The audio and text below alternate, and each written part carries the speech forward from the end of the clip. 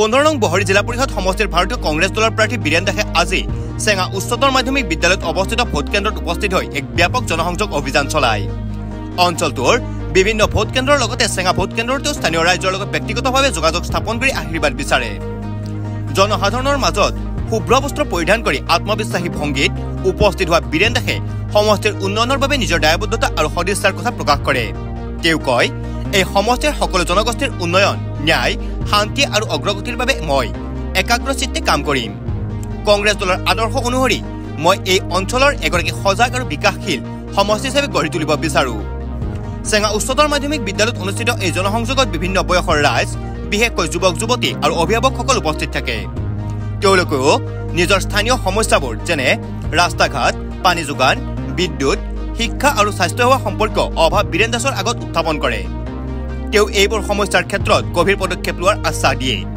এই অনুষ্ঠানত উপস্থিত অঞ্চলটোৰ বহু গণ্যমান্য ব্যক্তিৰ লগতে স্থানীয় কংগ্ৰেছ কৰ্মীসকলেও বীৰেন দাসৰ প্ৰচেষ্টাক সমৰ্থন জনায়। ৰাইজৰ মৰম আৰু সহযোগে তেওঁ আগন্তুক নিৰ্বাচনত আশাবাদী বুলি ব্যক্ত কৰে।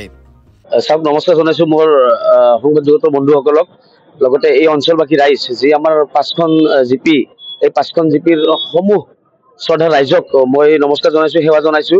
আজি 7 মে তাৰিখ 2025 চনৰ আৰু এই যি নিৰ্বাচন, ভাৰতবৰ্ষৰ আটাইতকৈ ডাঙৰ নিৰ্বাচন, পঞ্চায়ত নিৰ্বাচন, আৰু এই পঞ্চায়ত নিৰ্বাচনত যি শুভক্ষণত তাৎক্ষণিকভাৱে অসমৰ সন্মানীয় মুখ্যমন্ত্ৰী মহোদয় যি নিৰ্দিষ্ট টাইমত শৃংখলাবদ্ধভাৱে যি আয়োজন কৰিছে, এই আয়োজনত তেখেতকো মই শ্ৰদ্ধা জ্ঞাপন কৰিছো, মই সেৱা তেখেতসকলে যাচিছো। লগত এই আমাৰ অঞ্চলবাসী ৰাইজৰ যি আশীষ এই মুহূৰ্তলৈকে যেনেধৰণে তেখেতসকলে আশীৰ্বাদ প্ৰদান কৰিছে মোক, তেখেতসকলক ধন্যবাদ জ্ঞাপন কৰিছো। লগত মই বিচাৰো যে এজন যোগ্য প্ৰাৰ্থীক এই অঞ্চলত যি 15 নম্বৰ বহৰী জিলা পৰিষদৰ চিট, এই চিটখনত যোগ্য প্ৰাৰ্থীসকলক তেখেতসকলে নিৰ্বাচিত কৰিব তেখেতসকলৰ বিপুল ভোটেৰে। এইটো আশা ৰাখিয়ে আজি সমূহ ৰাইজৰ ওচৰত শ্ৰীচৰণত তেখেতসকলক আশীৰ্বাদ বিচাৰিছো। ধন্যবাদ। বৰপেটাৰ পৰা লাচিত বানৰ report, news any 365। Stay informed, stay ahead. News Any 365.